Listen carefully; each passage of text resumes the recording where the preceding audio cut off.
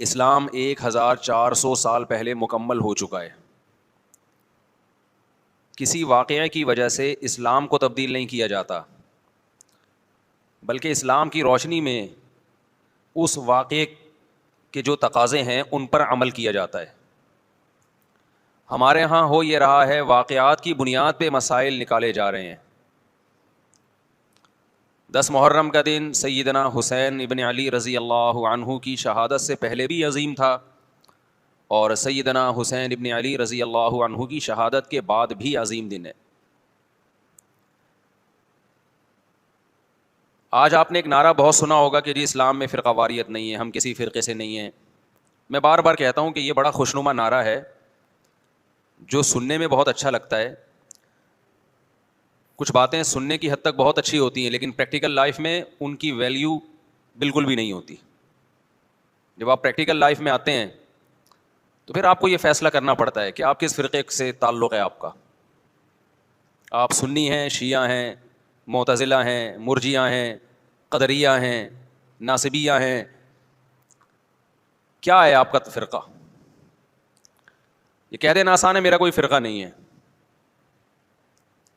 اس پر سب سے بڑا اشکال یہ ہوتا ہے، یہ میں اس لیے فرقے کی بات کر رہا ہوں کہ آپ کو بھی طے کرنا پڑے گا کہ آپ یا تو شیعہ بن جاؤ بھائی، یا سنی بن جاؤ، ایک طرف ہو جاؤ آپ.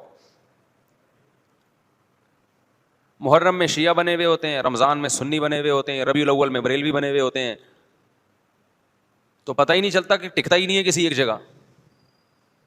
اور یہ جو نعرے ہیں نا کہ اسلام میں فرقے نہیں ہیں، یہ ویسے ہی قرآن و سنت کی روشنی میں غلط ہیں. اسلام میں 73 فرقے، حدیث میں آتا ہے میری امت 73 فرقوں میں ڈیوائڈ ہوگی، جن میں ایک جنتی ہوگا اور 72 جہنمی ہوں گے. تو ایک جنتی بھی تو فرقہ ہی ہوگا نا. جس نے عمل نہیں کرنا ہوتا نا، وہ یہ کہہ کے جان چھڑاتا ہے کہ میرا کوئی فرقہ نہیں ہے، تاکہ وہ بے پیندے کے لوٹے کی طرح لڑکتا رہے، کبھی ادھر کبھی ادھر، کیونکہ عمل تو کرنا نہیں ہے اس نے. آپ نے دیکھا ہوگا نا سیاست دانوں میں لڑکتے ہیں، ادھر پیسے ملے ادھر چلے گئے، ادھر پیسے ملے ادھر چلے گئے، ادھر پیسے ملے ادھر چلے گئے. تو ان کو کیا کہا جاتا ہے سیاست کی زبان میں؟ لوٹا کہا جاتا ہے. بھائی تم ایک سیاسی جماعت کے بارے میں سوچو جو تمہیں صحیح لگے، پھر اس پہ ڈٹ جاؤ.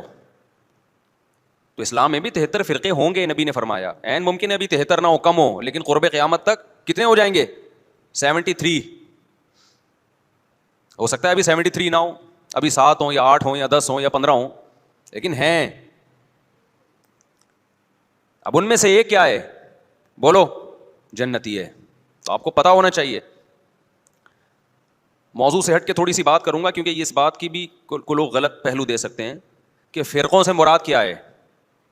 یہ جو فروعی مسائل کا اختلاف ہوتا ہے ائمہ اربعہ میں، یہ فرقوں میں داخل نہیں ہے. یہ چیز رفع الیدین کے ساتھ نماز پڑھنا، بغیر رفع الیدین کے پڑھنا، آمین زور سے آمین آہستہ، یہ تو صحابہ کرام میں بھی اختلاف تھا.